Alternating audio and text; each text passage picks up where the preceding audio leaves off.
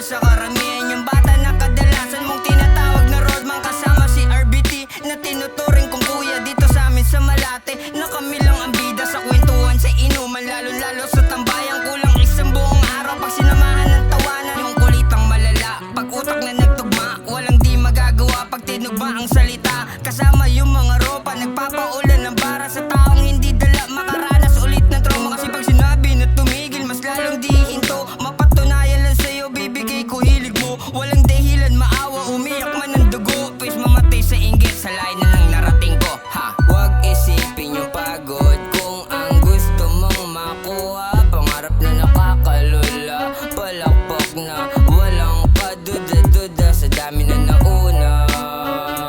Nung ako'y nasa huli pa, di magpapa-apekto ano mang sabihin. Malayo ang gusto mong marating, bawal tamarin. Dapat mong gawin ay maging bulag sa taong gusto lamang ikimatahin. Pero alamin ang galaw mo na palaging sumasalamin o magiging bunga kung ano ang tininim. Sabi ng mga kaibigang kalabaw, bawal umayaw sa dakong paroon lang ang tanaw. Huwag kang bibitaw, makapangyarihan ang salita ng mga naniniwala. Pamilya, kabarkada o kababata, gasolina sa iyong makina. Ituloy mo lang ang biyahe, makakarating ka din sa rurok. Inspirasyon na siyang pamasahe ka. Dalakan may mga higati sa sagabal o pagsubok, pero abante lang. Hanapin ninyong dahilan kung bakit sinimulan at kung maabot na ang pangarap na nakakalula. Maging asal magsasaka, yumuko ka habang kinukuha na ang pinagpuya. Tan nakasayad lang ang mga paa sa lupa. Wag isip